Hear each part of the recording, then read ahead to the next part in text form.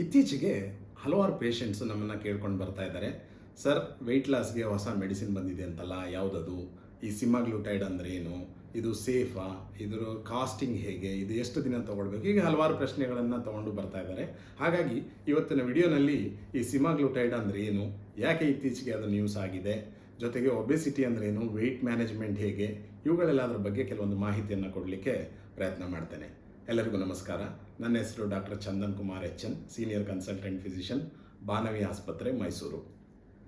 ನಾವು ಈ ಸಿಮಾಗ್ಲೂಟೈಡ್ ಬಗ್ಗೆ ತಿಳ್ಕೊಳ್ಳೋದಕ್ಕೆ ಮುಂಚೆ ಸಂಕ್ಷಿಪ್ತವಾಗಿ ನಮ್ಮ ಜೀರ್ಣ ಕೆಲಸ ಹೇಗೆ ನಡೆಯುತ್ತೆ ದೇಹದಲ್ಲಿ ಅನ್ನೋದ್ರ ಬಗ್ಗೆ ತಿಳ್ಕೊಳ್ಬೇಕಾಗತ್ತೆ.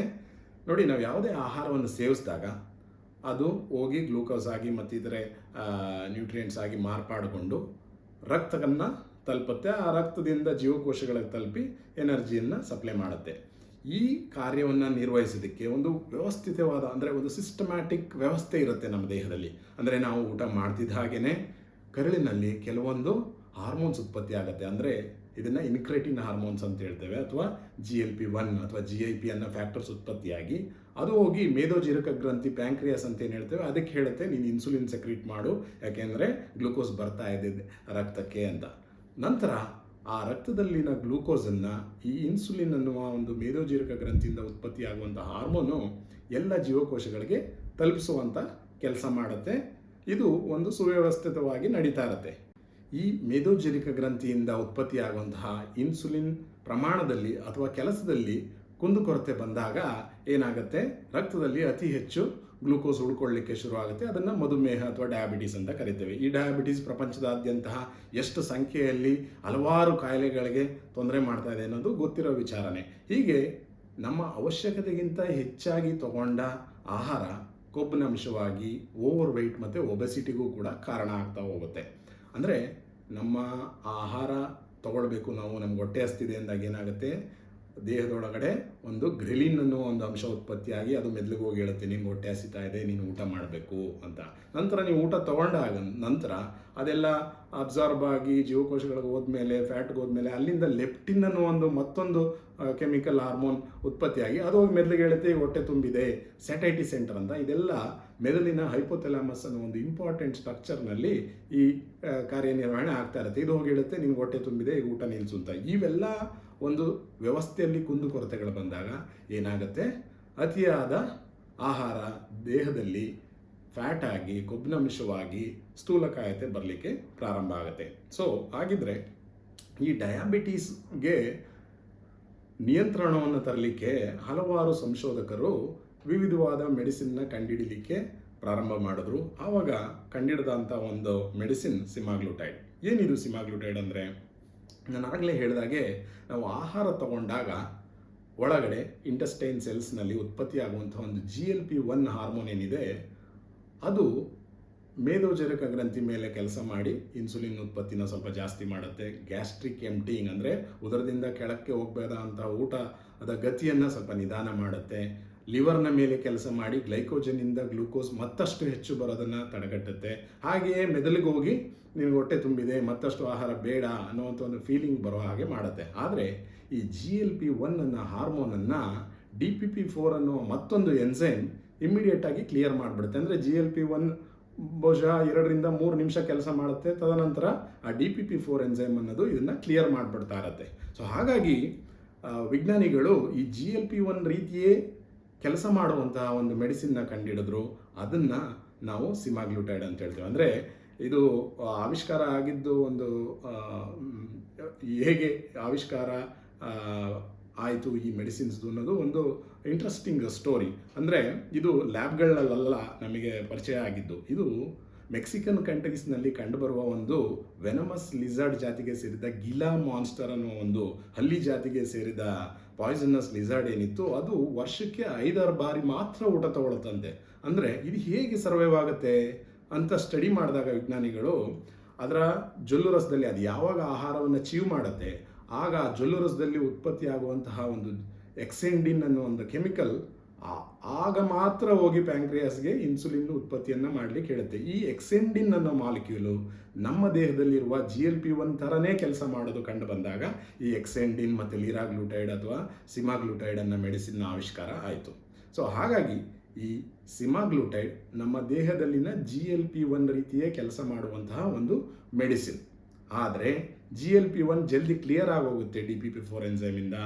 ಈ ಸಿಮಾಗ್ಲೂಟೈಡ್ ಆ ರೀತಿ ಕ್ಲಿಯರ್ ಆಗದೆ ಇರುವಂತೆ ಮತ್ತಷ್ಟು ಒಂದು ವಾರಕ್ಕೊಮ್ಮೆ ತಗೊಂಡ್ರೂ ಕೆಲಸ ಮಾಡುವಂತಹ ಒಂದು ಆವಿಷ್ಕಾರವನ್ನು, ಅದನ್ನು ಆಲ್ಬುಮಿನ್ ಅಂದರೆ ಏನೇನೋ ಇಂಜಿನಿಯರಿಂಗ್ ಮಾಡಿ ಅದನ್ನು ಜೆನೆಟಿಕ್ ಇಂಜಿನಿಯರಿಂಗು, ಕೆಮಿಕಲ್ ಇಂಜಿನಿಯರಿಂಗು ಮಾಡಿ ಅದನ್ನು ಒಂದು ಆಲ್ಬುಮಿನ್ ಪ್ರೋಟೀನ್ ಜೊತೆಗೆ ಬೆರೆಸಿ ಅದನ್ನು ಒಮ್ಮೆ ತೊಗೊಂಡ್ರೆ ಒಂದು ವಾರ ಕೆಲಸ ಮಾಡುವಂತಹ ಒಂದು ಮೆಡಿಸಿನ್ ಆಗಿ ತಯಾರಾಯಿತು. ಇದು ನಿನ್ನೆ ಮೊನ್ನೆ ಕಂಡುಹಿಡಿದಿದ್ದೇನಲ್ಲ, ಇದು ಆಲ್ರೆಡಿ ನಾವು ಎಲ್ಲ ನಮ್ಮ ಡಯಾಬಿಟಿಸ್ ಪೇಷಂಟ್ಸ್ಗೆ ಉಪಯೋಗ ಮಾಡ್ತಾ ಇದ್ದೇವೆ ಕಳೆದ 6-7 ವರ್ಷಗಳಿಂದ. ನಂತರ ಈ ಒಂದು ಪೇಷಂಟ್ಸ್ನಲ್ಲಿ ವೆಯ್ಟ್ ಲಾಸ್ ಕೂಡ, ಅಂದರೆ ಯಾರಲ್ಲಿ ಈ ಸಿಮಾಗ್ಲೂಟೈಡ್ ಇಂಜೆಕ್ಷನ್ ಉಪಯೋಗಿಸ್ತಾ ಇದ್ವಿ ಅವರಲ್ಲಿ ಸಿಗ್ನಿಫಿಕೆಂಟ್ ಆದ ವೆಯ್ಟ್ ರಿಡಕ್ಷನ್ ಕೂಡ ಕಂಡು ಬರಲಿಕ್ಕೆ ಪ್ರಾರಂಭ ಆಯಿತು. ಆಗ ಮತ್ತಷ್ಟು ಅಡ್ವಾನ್ಸ್ ಸ್ಟಡೀಸ್ ಮಾಡಿದಾಗ ಇದನ್ನು ಬರೀ ಒಬೆಸಿಟಿಗೆ ಮಾತ್ರ ಉಪಯೋಗಿಸಿದ್ರೆ ಹೇಗೆ, ಶುಗರ್ ಇಲ್ಲದೇ ಇರೋ ಪೇಷಂಟ್ಸಿಗೆ, ಒಬೇಸ್ ಇರೋವಂಥ ಪೇಷಂಟ್ಸ್ಗೆ ಉಪಯೋಗಿಸಿದ್ರೆ ಹೇಗೆ ಅನ್ನೋ ಒಂದು ಆವಿಷ್ಕಾರ ಶುರುವಾಯಿತು. ಅಂದರೆ ಈ ಒಬೆಸಿಟಿ ಅಂದ್ರೇನು? ಒಬೆಸಿಟಿ ಅಂದರೆ ಸಿಂಪಲ್ಲಾಗಿ ಹೇಳಬೇಕಂತ ಹೇಳಿದ್ರೆ, ಒಬ್ಬ ಮನುಷ್ಯ ತನ್ನ ಎತ್ತರಕ್ಕೆ ಅನುಗುಣವಾಗಿ ಇಷ್ಟು kg ಇರಬೇಕು ತೂಕ ಅನ್ನೋದಿರುತ್ತೆ. ಇದನ್ನು ಒಂದು ಬಾಡಿ ಮಾಸ್ ಇಂಡೆಕ್ಸ್ ಅಂತ ಹೇಳ್ತೇವೆ. ಆ ಒಂದು ಸಿಂಪಲ್ ಮ್ಯಾಥ್ಸ್ ಫಾರ್ಮುಲಾಯಿಂದ ಕಂಡುಹಿಡ್ಕೊಳ್ಬೋದು. ಅಂದರೆ ಒಬ್ಬ ವ್ಯಕ್ತಿಯ ತೂಕ kgಗಳಲ್ಲಿ ಎಷ್ಟಿದೆ, ಈಗ ಉದಾಹರಣೆಗೆ 75 kg ಡಿವೈಡೆಡ್ ಬೈ ಅವರ ಹೈಟ್ ಎಷ್ಟಿದೆ ಮೀಟರ್ನಲ್ಲಿ, 1.6 ಮೀಟ್ರು ಅಥವಾ 1.5 ಮೀಟ್ರು ಇಂಟು 1.5 ಮೀಟ್ರು. ಅಂದರೆ ಈ ಬಾಡಿ ಮಾಸ್ ಇಂಡೆಕ್ಸ್ ಅಂತ ಹೇಳಿದ್ರೆ ಇದು weight in kgs divided by square height in metres ಅಂತ ಹೇಳ್ತೇವೆ, ಅಥವಾ ಹೈಟ್ ಇನ್ ಸ್ಕ್ವೇರ್ ಮೀಟರ್ಸ್ ಅಂತ. ಸೊ ಇದನ್ನು ಸುಲಭವಾಗಿ ನೀವು ಕಂಡುಹಿಡ್ಕೊಳ್ಬೋದು. ಇಲ್ಲಾಂದರೆ ಇವತ್ತನ್ನೆಲ್ಲ ಎಲ್ಲರ ಮೊಬೈಲ್ನಲ್ಲೂ ಇಂಟರ್ನೆಟ್ ಇರುತ್ತೆ, ಆ್ಯಪ್ ಇರುತ್ತೆ, ಅದರಲ್ಲಿ ನೀವು BMI ಕ್ಯಾಲ್ಕುಲೇಟರ್ ಅಂತ ಕೊಟ್ಟರೆ ನಿಮ್ಮ ವೆಯ್ಟ್ ಎಂಟ್ರಿ ಮಾಡಿ kgsನಲ್ಲಿ ನಿಮ್ಮ ಹೈಟ್ ಎಂಟ್ರಿ ಮಾಡಿ ಅದು ನಿಮ್ಮ ಬಾಡಿ ಮಾಸ್ ಇಂಡೆಕ್ಸ್ ಇಷ್ಟು ಅಂತ ಒಂದು ಅಂಕಿ ಅಂಶವನ್ನು ಕೊಡುತ್ತೆ. ಈ ಅಂಕಿ 20ರಿಂದ 25 ಇರಬೇಕು. 25ಕ್ಕಿಂತ ಹೆಚ್ಚಿದ್ದಾದಲ್ಲಿ ನಾವು ಇದನ್ನು ಓವರ್ ವೆಯ್ಟ್ ಅಂತ ಹೇಳ್ತೇವೆ. 25ರಿಂದ 30ನ್ನು ಓವರ್ ವೆಯ್ಟ್ ಅಂತ ಹೇಳ್ತೇವೆ. 30ಕ್ಕಿಂತ ಹೆಚ್ಚಿದ್ರೆ ಒಬೆಸಿಟಿ ಅಂತ ಹೇಳ್ತೇವೆ. ಅದೇ 35, 38 ಹೀಗೆಲ್ಲ ಇದ್ದರೆ ಸಿವಿಯರ್ ಒಬೆಸಿಟಿ ಅಥವಾ ಮಾರ್ಬಿಡ್ ಒಬೆಸಿಟಿ ಅಂತ ಹೇಳ್ತೇವೆ. ಯಾಕೆ ಈ ಒಬೆಸಿಟಿ ಬಗ್ಗೆ ತಿಳ್ಕೊಳ್ಳೋದು ಇಂಪಾರ್ಟೆಂಟ್ ಅಂತ ಹೇಳಿದ್ರೆ, ಇದು ಹಲವಾರು ಇತರೆ ಕಾಯಿಲೆಗಳನ್ನು ತರುವಂತಹ ಒಂದು ಕಾಯಿಲೆ. ಅಂದರೆ ಮೊಟ್ಟ ಮೊದಲಿಗೆ ಈ ಒಬೆಸಿಟಿ ಅಥವಾ ಸ್ಥೂಲಕಾಯತೆ ಇದು ರಿಸ್ಕ್ ಫ್ಯಾಕ್ಟರು ಇತರೆ ಕಾಯಿಲೆಗಳನ್ನು, ಅಂದರೆ ಅದು ರಕ್ತದೊತ್ತಡ ಆಗಿರ್ಬೋದು, ಮಧುಮೇಹ ಆಗಿರ್ಬೋದು, ಪಾಲಿಸಿಸ್ಟಿಕ್ ಓವೇರಿಯನ್ ಡಿಸೀಸ್ ಆಗಿರ್ಬೋದು, ಅಥವಾ ಅಬ್ಸ್ಟ್ರಕ್ಟಿವ್ ಸ್ಲೀಪ್ ಅಪ್ನಿಯಾ ಅಂತ ಹೇಳ್ತೇವೆ. ಅಂದರೆ ಸ್ಥೂಲಕಾಯದಿಂದ ಏನಾಗುತ್ತೆ, ಕತ್ತು ಚಿಕ್ಕದಾಗ್ಬಿಡುತ್ತೆ, ಹೊಟ್ಟೆ ದಪ್ಪದಿರುತ್ತೆ, ಉಸಿರಾಡಲಿಕ್ಕೂ ಕೂಡ ತೊಂದರೆ ಆಗಿ ರಾತ್ರಿ ಎಲ್ಲ ಗೊರಕೆ ಹೊಡೆದು ನಿದ್ರೆ ಸರಿಯಾಗ್ತಿರಲ್ಲ, ಡೇ ಟೈಮ್ ಸ್ಲೀಪಿನೆಸ್ಸು, ಈ ಥರ ಒಂದು ಕಾಯಿಲೆ ಅಬ್ಸ್ಟ್ರಕ್ಟಿವ್ ಸ್ಲೀಪ್ ಅಪ್ನಿಯಾ ಅನ್ನೋಂಥದ್ದು. ಜೊತೆಗೆ ಈ ರಕ್ತದೊತ್ತಡ ಮತ್ತು ಮಧುಮೇಹ ತರೋದ್ರಿಂದ ಅದರಿಂದ ಉಂಟಾಗುವಂತಹ ಕಾರ್ಡಿಯೋವಾಸ್ಕ್ಯುಲರ್ ಡಿಸೀಸ್, ಅಂದರೆ ಹೃದಯದ ಸಮಸ್ಯೆಗಳು, ಸ್ಟ್ರೋಕ್, ಈ ಥರ ಎಲ್ಲ ಪ್ರಾಬ್ಲಮ್ಗಳೇನಿದೆ ಈ ಕಾಯಿಲೆಗಳನ್ನು ತರುವಂತಹ ರಿಸ್ಕ್ ಫ್ಯಾಕ್ಟರ್ ಅಂತ ತಿಳ್ಕೊಳ್ಳಲಾಗಿತ್ತು ಮೊಟ್ಟ ಮೊದಲಿಗೆ. ಆದರೆ ತದನಂತರ ಇದು ಬರೀ ಈ ಕಾಯಿಲೆಗಳನ್ನೆಲ್ಲ ತರುವ ಒಂದು ರಿಸ್ಕ್ ಫ್ಯಾಕ್ಟರ್ ಅಷ್ಟೇ ಅಲ್ಲ, ಇದು ಇನ್ ಇಟ್ ಸೆಲ್ಫ್, ಅಂದರೆ ಇದಾಗಿಯೇ ಒಂದು ಕಾಯಿಲೆ ಅನ್ನೋ ಒಂದು ಜನಜಾಗೃತಿಯನ್ನು ತರಲಾಯಿತು. ಸುಮಾರು 50-60 ವರ್ಷಗಳ ಹಿಂದೆಯೇ ಈ ಒಬೆಸಿಟಿ ಅನ್ನೋದನ್ನು, ಸ್ಥೂಲಕಾಯತೆ ಅನ್ನೋದನ್ನು ಒಂದು ಕಾಯಿಲೆ ಅಂತ ಮಾಡಲಾಯಿತು. ಆದರೆ ಇವತ್ತಿನವರೆಗೂ ಜನ ಇದನ್ನು ಒಂದು ಕಾಯಿಲೆ ಅಂತ ಪರಿಗಣಿಸೋದಿಲ್ಲ ಅವ್ರ ವೆಯ್ಟ್ ಜಾಸ್ತಿ ಇದ್ದಾಗ. ಸೊ ಹಾಗಾಗಿ ಯಾಕೆ ಈ ಒಬೆಸಿಟಿ ಇಂಪಾರ್ಟೆಂಟ್ ಆಗುತ್ತೆ, ಎಷ್ಟರ ಮಟ್ಟಿಗೆ ಇದು ಜಾಸ್ತಿ ಆಗಿದೆ ಇತ್ತೀಚಿನ ದಿನಗಳಲ್ಲಿ ಅನ್ನೋದನ್ನು ಹೇಳ್ತಾ ಹೋದರೆ, ಇವತ್ತಿಗೆ ಸುಮಾರು 30ರಿಂದ 35 ಕೋಟಿ ಭಾರತೀಯರು ಈ ಓವರ್ ವೆಯ್ಟ್ ಅಥವಾ ಒಬೆಸಿಟಿ ಕ್ಯಾಟಗರಿಗೆ ಬರ್ತಾರೆ. ಯಾರ್ದು ಬಾಡಿ ಮಾಸ್ ಇಂಡೆಕ್ಸ್ 25ರಿಂದ ಮೇಲಿದೆ ಅವರ ಸಂಖ್ಯೆ 35ರಿಂದ 40 ಕೋಟಿವರೆಗೂ ಇದೆ ಅಂತ ಅಂಕಿಅಂಶಗಳು ಹೇಳುತ್ತೆ. ಅಂದರೆ ಏನಕ್ಕೆ ಈ ಸಂಖ್ಯೆ ಉಲ್ಬಣ ಆಗ್ತಾ ಇದೆ? ಮನುಷ್ಯ ಮೊದಲು ಹಿಂದಿನ ಕಾಲದಲ್ಲಿ ಅಥವಾ ಆದಿಕಾಲದಲ್ಲಿ ಏನು ಮಾಡ್ತಾ ಇದ್ದ, ಹೆಚ್ಚಿನ ದೈಹಿಕ ಚಟುವಟಿಕೆಗಳಿರ್ತಾ ಇತ್ತು, ಅನುಗುಣವಾಗಿ ಊಟ ತಿಂಡಿ ಮಾಡ್ತಾ ಇದ್ದ, ಬೇರು ನಾರು ಎಲ್ಲ ಮಿಶ್ರಣ, ಅಂದರೆ ತರಕಾರಿ ಪಲ್ಯ ಇವನ್ನೆಲ್ಲ ತಗೊಳ್ತಾ ಇದ್ದ. ಅದರಿಂದ ಕ್ಯಾಲರೀಸ್ ಏನು ಅವರಿಗೆ ಎನರ್ಜಿಯಾಗಿ ಮಾರ್ಪಾಡಾಗ್ತಾ ಇತ್ತು, ಅದಷ್ಟೇ ಖರ್ಚು ಕೂಡ ಆಗ್ತಾ ಇತ್ತು, ಯಾಕೆಂದರೆ ಚಲನವಲನಗಳಿಂದ, ಚಟುವಟಿಕೆಗಳಿಂದ. ಆದರೆ ಈಗ ಕಾಲ ಕಳೀತಾ ಏನಾಯಿತು, ನಮಗೆ ಆಹಾರದ ಸ್ಕೇರ್ಸಿಟಿಯಿಂದ ಆಹಾರದ ಅಬಂಡೆನ್ಸಿ, ಅಂದರೆ ಈಗ ಎಲ್ಲರಿಗೂ ಅವೈಲೇಬಲ್ ಇದೆ, ಸುಲಭವಾಗಿ ಸಿಗುತ್ತೆ. ಮೊದಲನೇದು ನಮ್ಮ ದೇಹ ಮಾತ್ರ ಹಾಗೆ ಶೇಖರಣೆ ಮಾಡಿಕೊಳ್ಳುವಂತಹ ದೇಹವಾಗಿ ಉಳಿದಿದೆ. ಆದರೆ ಇಲ್ಲಿ ವಾತಾವರಣ ಬದಲಾಗಿದೆ. ಇದನ್ನು ಒಂದು ಎವಲ್ಯೂಷನರಿ ಮಿಸ್ಮ್ಯಾಚ್ ಅಂತ ಹೇಳ್ತೇವೆ. ಅಂದರೆ ನಮ್ಮ ಜೆನೆಟಿಕ್ಸು ಆಹಾರವನ್ನು ಶೇಖರಣೆ ಮಾಡ್ಕೊಳ್ಳಿಕ್ಕೆ ಟ್ರೈ ಮಾಡ್ತಾ ಇರುತ್ತೆ.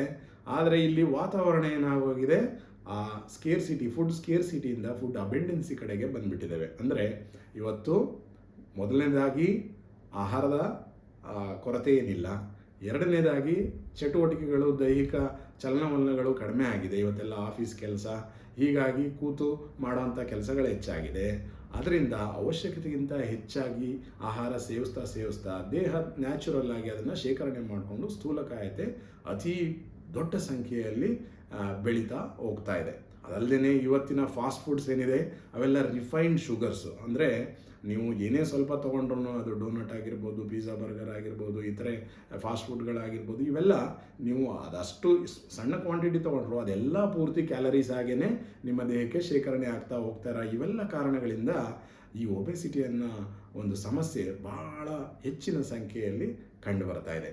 ಸೊ ಹಾಗಾಗಿ ನಾವು ಈ ಒಬೆಸಿಟಿಯನ್ನು ಬಹಳ ಚೆನ್ನಾಗಿ ಅರ್ಥ ಮಾಡಿಕೊಂಡು ಇದನ್ನು ಹೇಗೆ ನಿಯಂತ್ರಿಸೋದು ಅನ್ನೋದನ್ನು ನಾವು ನಿಜವಾಗ್ಲೂ ಕಲ್ತ್ಕೊಂಡು ಹ್ಯಾಂಡಲ್ ಮಾಡಿದ್ದೆ ಆದರೆ ಇದರಿಂದ ಬರಬಹುದಾದಂತಹ hypertension, diabetes, obstructive sleep apnoea, polycystic ovarian disease ಅಂತ ಏನು ಹೇಳ್ತೇವೆ ಅದು, ಈ ಮಂಡಿ ಊತಗೀಗ ಸ್ಥೂಲಕಾಯದಿಂದ ಏನಾಗುತ್ತೆ, ವೇಟ್ ಬೇರಿಂಗ್ ಜಾಯಿಂಟ್ಸ್ ಆದ ಮಂಡಿ ಮೇಲೆ ಹೆಚ್ಚಾಗಿ ಹೊಡೆತ ಬೀಳ್ತಾ ಶುರುವಾಗುತ್ತೆ. ಆ ಹೊಡೆತದಿಂದ ಮಂಡಿಗಳು 20 ವರ್ಷ ಬಾಳಬೇಕಾಗಿದ್ದು ಜಲ್ದಿ ಸೌದೋಗಿ ನೋವು ಬಂದು ಕೂರ್ಲಿಕ್ಕಾಗಲ್ಲ, ಮಡಿಸ್ಲಿಕ್ಕಾಗಲ್ಲ. ಈ ರೀತಿಯಾಗಿ ಇತ್ತೀಚಿನ ದಿನಗಳಲ್ಲಿ ಹಲವಾರು ಜನ ಈ ಟೋಟಲ್ ನೀ ರಿಪ್ಲೇಸ್ಮೆಂಟ್ ಅನ್ನೋ ಸರ್ಜರಿಗಳನ್ನು ಮಾಡಿಸ್ಕೊಳ್ತಾ ಇರೋದು ಕೂಡ ನೋಡ್ತಾ ಇದ್ದೀವಿ. ಹೀಗೆ ಹಲವಾರು ಕಾಯಿಲೆಗಳಿಗೆ ಕಾರಣ ಆಗುವಂತಹ ಈ ಒಬೆಸಿಟಿ ಕಾಯಿಲೆಯನ್ನೇ ನಾವು ಚೆನ್ನಾಗಿ ನಿಯಂತ್ರಿಸಿದ್ದೇ ಆದರೆ, ತಡೆಗಟ್ಟಿದ್ದೇ ಆದರೆ ಇತರೆ ಕಾಯಿಲೆಗಳೆಲ್ಲ ಕೂಡ ನ್ಯಾಚುರಲ್ ಆಗಿ ಕಡಿಮೆ ಆಗಿಬಿಡುತ್ತೆ ಅನ್ನೋ ಒಂದು ಮುಖ್ಯವಾದ ಅಂಶವನ್ನು ನಾವಿಲ್ಲಿ ಅರ್ಥ ಮಾಡ್ಕೊಳ್ಬೇಕು. ಹಾಗಿದ್ರೆ ಯಾಕೆ ನಾವು ಇದನ್ನು ಮಾಡಲಿಲ್ಲ ಅಂತ ಹೇಳಿದ್ರೆ,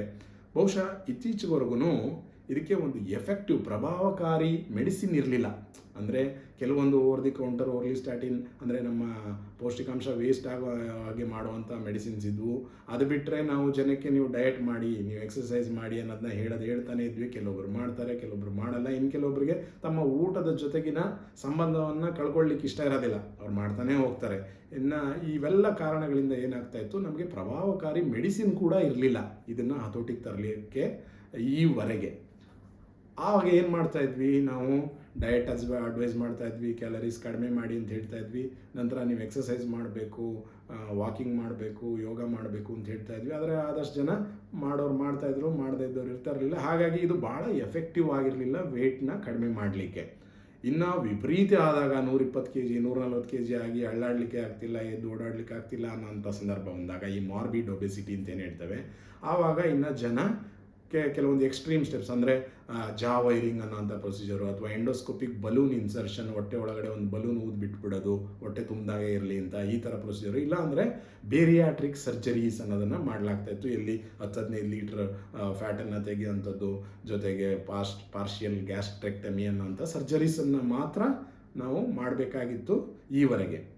ಆದರೆ ಈ ಸಿಮಾಗ್ಲುಟೈಡ್ ಏನಾಯಿತು, ಮಧುಮೇಹಕ್ಕೆ ಕಂಡುಹಿಡಿಯಲಾದ ಈ ಸಿಮಾಗ್ಲುಟೈಡ್ ವೇಟ್ ಕೂಡ ಕಡಿಮೆ ಮಾಡುವಂಥ ಕೇಪಬಿಲಿಟಿ ಇದೆ ಅನ್ನೋದನ್ನು ಅರಿವಾದಾಗ ಒಂದು ಇಂಟ್ರೆಸ್ಟಿಂಗ್ ಟ್ರಯಲ್ನ ಕಂಡಕ್ಟ್ ಮಾಡಲಾಯಿತು. ಅಂದರೆ ಯಾರ್ಯಾರಿಗೆ ಒಂದು ಸುಮಾರು 2000 ಜನರನ್ನು ತಗೊಳ್ಳಾಯಿತು. ಅವರಿಗೆಲ್ಲರಿಗೂ ಬಾಡಿ ಮಾಸ್ ಇಂಡೆಕ್ಸ್ದು 27-30ಕ್ಕಿಂತ ಹೆಚ್ಚಿದ್ರೆ, ಅಂದರೆ 30ಕ್ಕಿಂತ ಹೆಚ್ಚಿದ್ರೆ ಒಬೆಸಿಟಿ ಅಂತ ಹೇಳಿ ಆ ಪೇಷಂಟ್ಸ್ನ ಇನ್ಕ್ಲೂಡ್ ಮಾಡಲಾಯಿತು.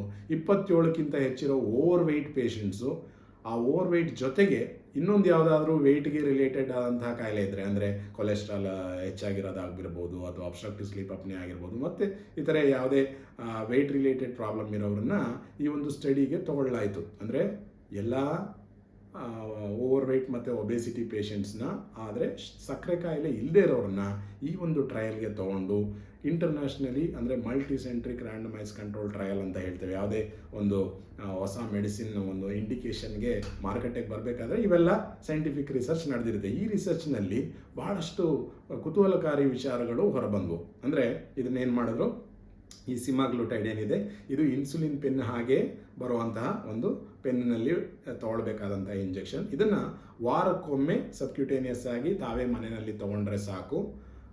ಮೊದಲು 1 ತಿಂಗಳು ಸಣ್ಣ ಡೋಸ್ ಕೊಡಲಾಗುತ್ತೆ, 2ನೇ ತಿಂಗಳು ಸ್ವಲ್ಪ ಜಾಸ್ತಿ ಮಾಡಿ, 3ನೇ ತಿಂಗಳು 4ನೇ ತಿಂಗಳು ಅದರ ಮ್ಯಾಕ್ಸಿಮಮ್ ಡೋಸಿಗೆ ತಲುಪಿ ಈ ಒಂದು ಪೇಷಂಟ್ಸ್ನ ಸುಮಾರು 1.5-2 ವರ್ಷಗಳವರೆಗೂ ಫಾಲೋ ಅಪ್ ಮಾಡಲಾಯಿತು. ಏನು ಕಂಡು ಬಂತು, ಇದು 70-75 ವಾರಗಳಾದ ನಂತರ ಈ ಮೆಡಿಸಿನ್ ಉಪಯೋಗಿಸಿದ ಒಬೇಸ್ ಪೇಷಂಟ್ಸಲ್ಲಿ ಮತ್ತು ಓವರ್ ವೇಟ್ ಪೇಷಂಟ್ಸಲ್ಲಿ ಏನೇನು ಎಫೆಕ್ಟ್ ಬಂತು ಅನ್ನೋದನ್ನು ಗಮನಿಸಿದಾಗ ಸುಮಾರು 15% ತೂಕ ಬೇಸ್ ಲೈನಿಂದ ಕಡಿಮೆ ಆಗಿರೋದು ಕಂಡು ಬಂತು. ಹಲವಾರು ಜನಕ್ಕೆ, ಅಂದರೆ ಸುಮಾರು ಈ ಮೆಡಿಸಿನ್ ತೊಗೊಂಡ 80%ಗಳ ಪೇಷಂಟ್ಸಲ್ಲಿ ವೆಯ್ಟ್ ಕಡಿಮೆ ಆಗಿತ್ತು. ಅದರಲ್ಲಿ ಸುಮಾರು ಜನಕ್ಕೆ 10ರಿಂದ 15%ವರೆಗೂ, ಅಂದರೆ ಅವರು 100 kg ಇದ್ದರೆ ಸ್ವಲ್ಪ ಹೆಚ್ಚು ಕಡಿಮೆ 10ರಿಂದ 15 kgಗಳವರೆಗೂ ಕಡಿಮೆ ಆಗಿದ್ರು. ಏನು, ಈ ಮೆಡಿಸಿನ್ ಒಂದರಿಂದನೇ ಅಲ್ಲ, ಎಲ್ಲ ಪೇಷಂಟ್ಸ್ಗೂ ಡಯಟ್ರಿ ಅಡ್ವೈಸಸ್ ಕೊಡಲಾಗಿತ್ತು. ಒಂದು 500 kcal ಕಡಿಮೆ ತೊಗೊಳ್ಳೋ ಹಾಗೆ ಡೈಲಿ, ಜೊತೆಗೆ ಮಿನಿಮಮ್ ಇಷ್ಟು ಎಕ್ಸಸೈಸು ವಾಕಿಂಗ್ ಮಾಡಬೇಕು ನೀವು ವಾರದಲ್ಲಿ ಅನ್ನೋದನ್ನು ಕೂಡ ಅಡ್ವೈಸ್ ಮಾಡಲಾಗಿತ್ತು. ಗಮನಿಸಿ ವೀಕ್ಷಕರೇ, ಏನಂದರೆ ಈ ಮೆಡಿಸಿನಿಂದ ಮಾತ್ರ ಅಲ್ಲ, ಯಾವುದೇ ಕಾರಣಕ್ಕೂ ಡಯಟ್ ಮತ್ತು ಎಕ್ಸಸೈಸ್ ಮೊದಲಾಗಿ ಬರುತ್ತೆ, ತದನಂತರ ಈ ಮೆಡಿಸಿನ್. ಸೊ ಈ ಮೂರನ್ನೂ ಮಾಡಲಾದಾಗ ಈ ಮೆಡಿಸಿನ್ ತೊಗೊಂಡಂಥ ಗುಂಪಿನಲ್ಲಿ ಬಹಳ ಸಿಗ್ನಿಫಿಕೆಂಟ್ ಆದ ವೆಯ್ಟ್ ಲಾಸ್ ಕೂಡ ಕಂಡು ಬಂತು. ಇನ್ನು ಮತ್ತೇನೇನು ಅಡ್ವಾಂಟೇಜಸ್ ಕಂಡು ಬಂತು, ಬರೀ ವೆಯ್ಟ್ ಲಾಸ್ ಅಷ್ಟೇ ಅಲ್ಲ, ಇತರೆ ಪ್ಯಾರಾಮೀಟರ್ಸ್ ಕೂಡ ಗಮನಿಸಿದಾಗ ಆ ರೀತಿಯ ಪೇಷಂಟ್ಸಲ್ಲಿ ನಾವು ಮಧುಮೇಹಕ್ಕೆ ಮಾಡುವಂಥ HbA1c ಟೆಸ್ಟ್ ಮಾಡಿದಾಗ ಬಹಳಷ್ಟು ಅದರಲ್ಲೂ ಕಂಟ್ರೋಲ್ ಬಂದಿತ್ತು. ಅಂದರೆ ರಕ್ತದ ಸಕ್ಕರೆ ಪ್ರಮಾಣ ಕೂಡ ಬಹಳಷ್ಟು ಇಂಪ್ರೂವ್ ಆಗಿತ್ತು. ನಂತರ ಈ ವೇಸ್ಟ್ ಡಿಪ್ ರೇಷಿಯೋ ಅಥವಾ ವೇಸ್ಟ್ ಸರ್ಕಂಫರೆನ್ಸ್ ಅಂತ ಹೇಳ್ತೇವೆ, ಅಂದರೆ ಸೊಂಟದ ಸುತ್ತಳತೆ ಕೂಡ ಒಂದು ಇಂಡಿಪೆಂಡೆಂಟ್ ರಿಸ್ಕ್ ಫ್ಯಾಕ್ಟರ್ ಇವೆಲ್ಲ ಕಾಯಿಲೆಗಳಿಗೆ. ಸೊ ಅದನ್ನು ನೋಡಿದಾಗ ಅದು ಕೂಡ ಸಿಗ್ನಿಫಿಕೆಂಟ್ ಆಗಿ ಕಡಿಮೆ ಆಗಿತ್ತು. ಇನ್ನು ಹಲವಾರು ಬೇರೆ ಕಾಯಿಲೆಗಳು ತರುವಂಥ ಕೊಲೆಸ್ಟ್ರಾಲ್ ಲೆವೆಲ್ಸ್ ಕಡಿಮೆ ಆಗಿತ್ತು. ಫ್ಯಾಟಿ ಲಿವರ್, ಅಂದರೆ ಹೊರಗಡೆನ ಫ್ಯಾಟ್ ಅಷ್ಟೇ ಅಲ್ಲ, ವಿಸರಲ್ ಫ್ಯಾಟ್ ಅಂತ ಹೇಳ್ತೇವೆ, ಅಂಗಾಂಗಗಳಲ್ಲಿ ಇರುವಂತಹ ಫ್ಯಾಟ್, ಅವುಗಳ ಪ್ರಮಾಣ ಕೂಡ ಕಡಿಮೆ ಆಗಿತ್ತು. ಹೀಗಾಗಿ ಹಲವಾರು ಪಾಸಿಟಿವ್ ಬೆನಿಫಿಟ್ಸ್ ಕಂಡು ಬಂತು ಈ ಸೆಮಾಗ್ಲುಟೈಡನ್ನು ತೊಗೊಂಡಂತಹ ಪೇಷಂಟ್ಸಲ್ಲಿ. ಹಾಗಿದ್ರೆ ಈಗೆಲ್ಲ ನಿಮ್ಮ ವೀಕ್ಷಕರ ಪ್ರಶ್ನೆ ಏನಿರುತ್ತೆ, ಇದರ ಸೈಡ್ ಎಫೆಕ್ಟ್ಸ್ ಏನು ಸರ್ ಅನ್ನೋದು ಬಹಳ ಮುಖ್ಯವಾಗಿ ಬರುವಂಥ ಪ್ರಶ್ನೆ. ಯಾಕೆಂದರೆ ಈವರೆಗೂ ನಾವು ಯಾವುದೇ ವೆಯ್ಟ್ ಲಾಸ್ ಮೆಡಿಸಿನ್ಸ್ ಕೊಟ್ಟಾಗ ಎಲ್ಲ ಜನಗಳಲ್ಲಿ ಹಲವಾರು ಸೈಡ್ ಎಫೆಕ್ಟ್ಸು, ಮತ್ತಿದ್ರೆ ಕ್ವ್ಯಾಕ್ ಮೆಡಿಸಿನ್ಸು, ಪೌಡರ್ಸು ತೊಗೊಂಡಾಗ ಕಿಡ್ನಿ ಫೇಲ್ಯೂರ್ ಆಗಿರೋದು, ಜಾಂಡೀಸ್ ಆಗಿರೋದು, ಇವೆಲ್ಲನೂ ನಾವು ಗಮನಿಸ್ತಾನೇ ಇದ್ವಿ. ಹಾಗಾಗಿ ಈ ಮೆಡಿಸಿನ್ನಲ್ಲಿರುವ ಸೈಡ್ ಎಫೆಕ್ಟ್ಸ್ ಏನು, ಸೈಡ್ ಎಫೆಕ್ಟ್ಸ್ ಇದೆಯಾ? ಸೈಡ್ ಎಫೆಕ್ಟ್ಸ್ ಖಂಡಿತ ಇದೆ. ಯಾವುದೇ ಮೆಡಿಸಿನ್ನಲ್ಲಿ ಸೈಡ್ ಎಫೆಕ್ಟ್ಸ್ ಇದ್ದೇ ಇರುತ್ತೆ. ಹಾಗೆ ಈ ಮೆಡಿಸಿನಲ್ಲೂ ಕೂಡ ಸೈಡ್ ಎಫೆಕ್ಟ್ಸ್ ಇದೆ. ಆದರೆ ಇಂಟ್ರೆಸ್ಟಿಂಗ್ ಅಂತ ಏನು ಹೇಳಿದ್ರೆ, ಯಾವುದೇ ಅಂಗಾಂಗಗಳನ್ನು ಡ್ಯಾಮೇಜ್ ಮಾಡುವಂಥ, ಅಂದರೆ ಮೇಜರ್ ಹಾರ್ಟು, ಲಿವರು, ಕಿಡ್ನಿ ಇದನ್ನು ಡ್ಯಾಮೇಜ್ ಮಾಡುವಂತಹ ಸೈಡ್ ಎಫೆಕ್ಟ್ಸ್ಗಳು ಯಾವುದೂ ಕಂಡು ಬಂದಿಲ್ಲ.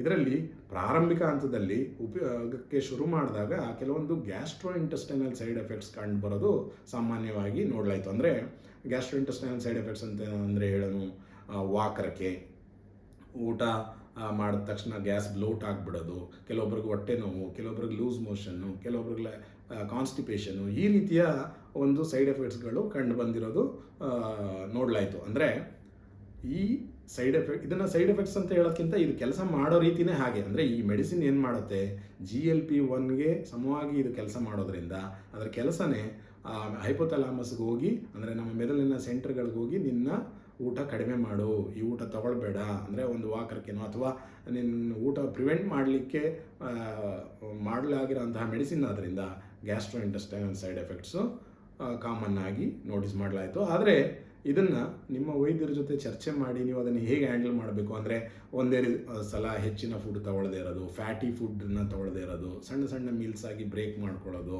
ನನಗೆ ಊಟ ಸಾಕಪ್ಪ ಅಂತ ಅನ್ನಿಸಿದಾಗ ನಿಲ್ಲಿಸೋದು, ಇವೆಲ್ಲ ಸಣ್ಣ ಸಣ್ಣ ಸ್ಟೆಪ್ಗಳಿಂದ ಈ GI ಸೈಡ್ ಎಫೆಕ್ಟ್ಸ್ನ ನಾವು ನಿಯಂತ್ರಿಸ್ಬೋದು. ಭಾಳ ಕಷ್ಟ ಏನಲ್ಲ. ಅದರಲ್ಲೂ ನಾನು ಆಗಲೇ ಹೇಳಿದಾಗೆ ಇದು ಮೊದಲ 1-1.5 ತಿಂಗಳು ಸಾಮಾನ್ಯವಾಗಿ ಕಂಡು ಬಂತು. ಆ ನಂತರ ಅಡ್ಜಸ್ಟ್ ಆದಮೇಲೆ ಇವ್ಯಾವುದು ಮುಖ್ಯವಾಗಿ ತೊಂದರೆ ಕೊಡ್ತಾ ಇರಲಿಲ್ಲ. ಇನ್ನು ಇತರೆ ಸೈಡ್ ಎಫೆಕ್ಟ್ಸ್ಗಳೇನು? ಇತರೆ ಸೈಡ್ ಎಫೆಕ್ಟ್ಸ್ಗಳಂದರೆ ಈ ಗಾಲ್ ಬ್ಲಾಡರ್ ಸಮಸ್ಯೆ ಇರೋವಂಥವ್ರಿಗೆ, ಅಂದರೆ ಸ್ಟೋನ್ಸ್ ಇರೋವಂಥವ್ರಿಗೆ ಸ್ವಲ್ಪ ಹೆಚ್ಚಿನ ರಿಸ್ಕ್ ಅನ್ನೋದು ಕಂಡು ಬಂತು. ಆ್ಯನಿಮಲ್ ಸ್ಟಡೀಸಲ್ಲಿ ಕೆಲವೊಬ್ಬರಿಗೆ ಪ್ಯಾಂಕ್ರಿಯಾಟೈಟಿಸ್ ಅಂತ, ಅಂದರೆ ಮೇದೋಜೀರಕ ಗ್ರಂಥಿ ಇನ್ಫ್ಲಮೇಷನ್ ಆಗಿಬಿಡುತ್ತೆ, ಆ ರೀತಿ ಆಗುವಂತಹ ಒಂದು ರಿಸ್ಕ್ ಕಂಡು ಬಂತು. ಇನ್ನು ಕೆಲವೊಂದು ರೀತಿಯ ಥೈರಾಯ್ಡ್ ಕ್ಯಾನ್ಸರ್, ಅಂದರೆ ಮೆಡುಲರಿ ಕಾರ್ಸಿನೋಮಾ ಆಫ್ ಥೈರಾಯ್ಡ್ ಅಂತ ಹೇಳ್ತೇವೆ, ಅದು ಅಥವಾ MEN2 ಸಿಂಡ್ರೋಮ್ ಅಂತ ಪೇಷಂಟ್ನ ಅಥವಾ ಪೇಷಂಟ್ ಫ್ಯಾಮಿಲಿ ಮೆಂಬರ್ಸ್ನಲ್ಲಿ ಇದ್ಯಾವುದಾದ್ರೂ ಕಂಡು ಬಂದರೆ ಇದರ ರಿಸ್ಕ್ ಜಾಸ್ತಿ ಆಗ್ಬೋದು ಅಂತೇಳಿ ನಾವು ಅದನ್ನು ಉಪಯೋಗಿಸಬಾರ್ದು ಅನ್ನೋದಿದೆ. ಇದು ಮನುಷ್ಯರಲ್ಲಿ ಕಂಡು ಬಂದಿಲ್ಲದಿದ್ರೂ ಅನಿಮಲ್ ರ್ಯಾಟ್ ಸ್ಟಡೀಸಲ್ಲಿ ಇವುಗಳ ರಿಸ್ಕ್ ಸ್ವಲ್ಪ ಜಾಸ್ತಿ ಕಂಡು ಬಂದಿದೆ. ಹಾಗಾಗಿ ನಾವು ಈ ಥರ ಪೇಷಂಟ್ಸ್ಗಳಿಗೆ ಇದನ್ನು ಕೊಡೋದನ್ನು ಅವಾಯ್ಡ್ ಮಾಡ್ತೇವೆ. ಅದು ಬಿಟ್ಟರೆ ಇನ್ನು ಸ್ವಲ್ಪ ಈ ಮೆಡಿಸಿನ್ನ ಪ್ರಾರಂಭಿಕ ಹಂತದಲ್ಲಿ ತಗೊಳ್ಳುವಾಗ ಸ್ವಲ್ಪ ಲೋ ಮೂಡು, ಅಂದರೆ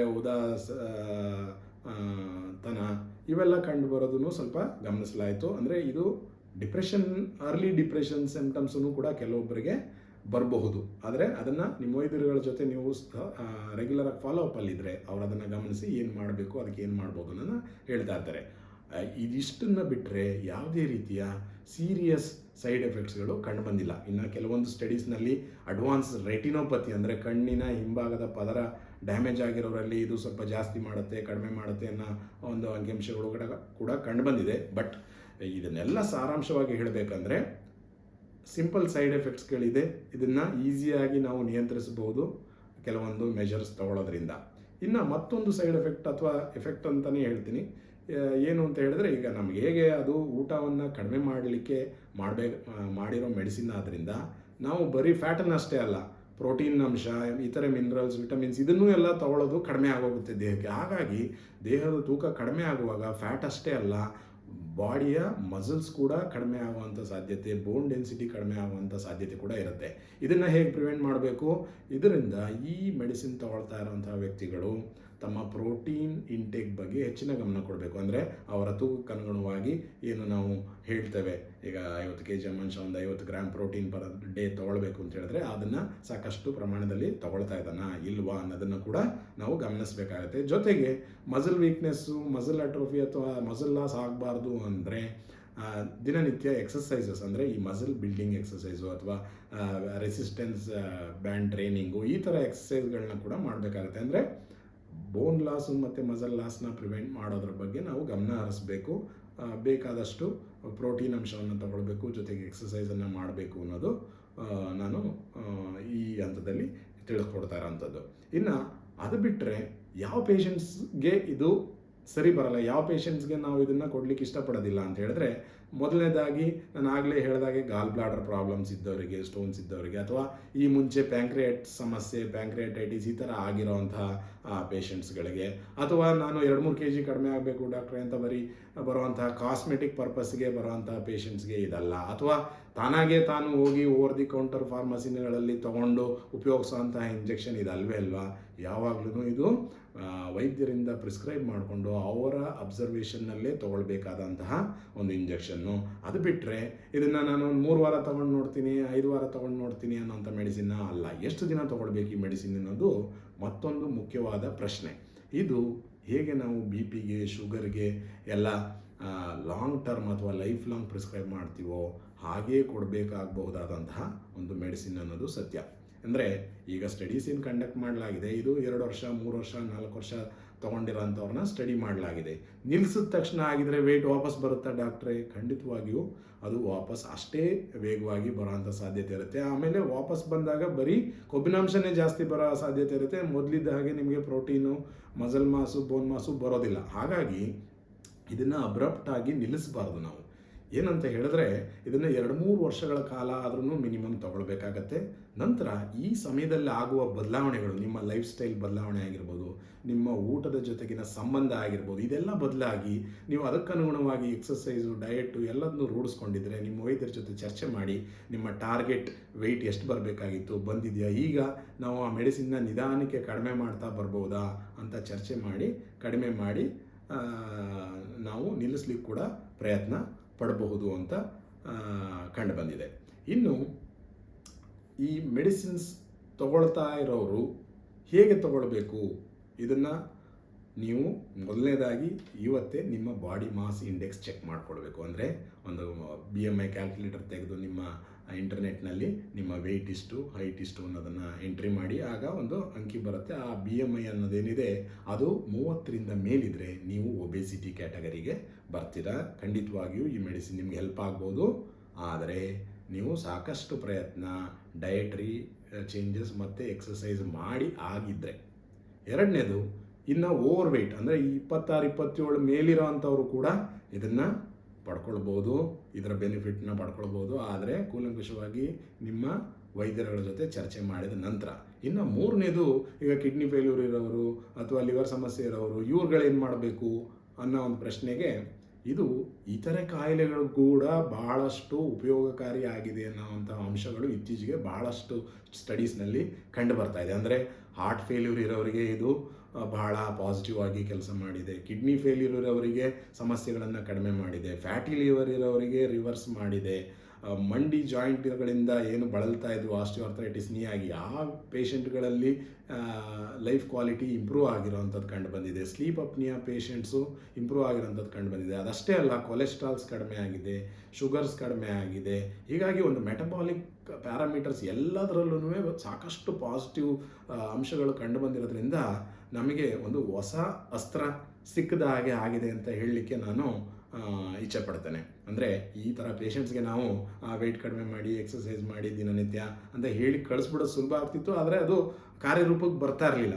ಆದರೆ ಈಗ ಅದನ್ನೆಲ್ಲ ನಿಯತ್ತಾಗಿ ಅಥವಾ ಪ್ರಾಮಾಣಿಕವಾಗಿ ಪ್ರಯತ್ನ ಮಾಡುವಂಥ ಪೇಷಂಟ್ಸ್ಗಳಿಗೆ ಆಗಲೂ ಕೂಡ ಸಕ್ಸೀಡ್ ಆಗದೇ ಇದ್ದರೆ ಅವರು ವೆಯ್ಟ್ ಮ್ಯಾನೇಜ್ ಮಾಡಲಿಕ್ಕೆ, ವೆಯ್ಟ್ ಕಡಿಮೆ ಮಾಡಲಿಕ್ಕೆ ಈ ಒಂದು ಮೆಡಿಸಿನ್ ಏನಿದೆ ಬಹಳಷ್ಟು ಉಪಯೋಗಕಾರಿ ಆಗೋಕ್ಕೆ ಅಂತ ನನ್ನ ಅಭಿಪ್ರಾಯ. ಆದರೆ ಇದು 7-8 ವರ್ಷದಿಂದ ಇದ್ದಿದ್ದೇ ಆದ ಮೆಡಿಸಿನ್ ಆದರೆ ಈಗ ಯಾಕೆ ಇದು ನ್ಯೂಸ್ ಆಗಿದೆ ಅಂತ ಹೇಳಬೇಕಂದ್ರೆ, ಇದು ಒಂದು ಒರಿಜಿನಲ್ ಮಾಲಿಕ್ಯೂಲ್ ಅಥವಾ ಇನೋವೇಟರ್ ಮಾಲಿಕ್ಯೂಲ್ ಅಂತ ಏನು ಹೇಳ್ತೇವೆ ಅದರ ಪೇಟೆಂಟ್ ಇತ್ತು. ಇದೇ ಮಾರ್ಚ್ 20ನೇ ತಾರೀಕು ನಮ್ಮ ದೇಶದಲ್ಲಿ, ಭಾರತದಲ್ಲಿ ಈ ಒಂದು ಪೇಟೆಂಟ್ ಪೀರಿಯಡ್ ಮುಗಿದಿದ್ದರಿಂದ ಅದನ್ನು ಇನ್ನೂ ಹಲವಾರು ಕಂಪನಿಗಳು ಜನರಿಕ್ ಫಾರ್ಮುಲೇಷನ್ಸನ್ನ ತಗೊಂಡು ಬಂದು ಲಾಂಚ್ ಮಾಡಿದ್ದಾರೆ. ಇದು ಮೊದಲು ಸುಮಾರು 4 ಇಂಜೆಕ್ಷನ್ ಅಥವಾ 1 ತಿಂಗಳಿನ ದರ 15ರಿಂದ 20 ಸಾವಿರದವರೆಗೂ ಬರ್ತಾಯಿತ್ತು. ಹಾಗಾಗಿ ಜನಸಾಮಾನ್ಯರು ಎಲ್ಲರಿಗೂ ಈ ದರ ಕೈಗೆಟುಕುವ ರೀತಿ ಇರಲಿಲ್ಲ. ಹಾಗಾಗಿ ನಾವು ಎಲ್ಲ ಪೇಷಂಟ್ಸ್ಗೂ ಇದನ್ನು ಆಫರ್ ಮಾಡಲಿಕ್ಕೆ ಕೂಡ ಆಗ್ತಾ ಇರಲಿಲ್ಲ.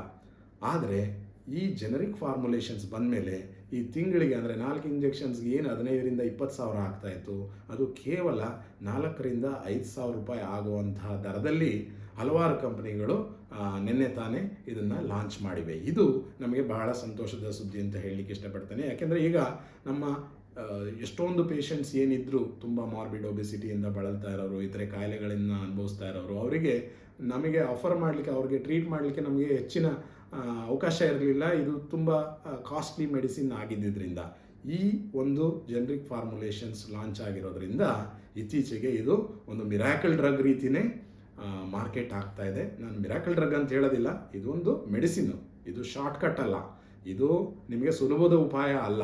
ಆಮೇಲೆ ಇದನ್ನು ನೀವು ಸಾಕಷ್ಟು ಚರ್ಚೆ ಮಾಡಿ ನಿಮ್ಮ ವೈದ್ಯರುಗಳ ಜೊತೆ ನೀವು ಕೂಲಂಕಷವಾಗಿ ಇದರ ಬಗ್ಗೆ ಅರ್ಥಕೊಂಡು ನಂತರ ಒಂದು ಲಾಂಗ್ ಟರ್ಮ್ ಪ್ಲ್ಯಾನಲ್ಲಿ ಇದನ್ನು ನೀವು ಪಡ್ಕೊಳ್ಬೇಕಾಗತ್ತೆ. ಇದನ್ನು 1 ತಿಂಗಳು 2 ತಿಂಗಳು ಈ ರೀತಿ ಅಲ್ಲ.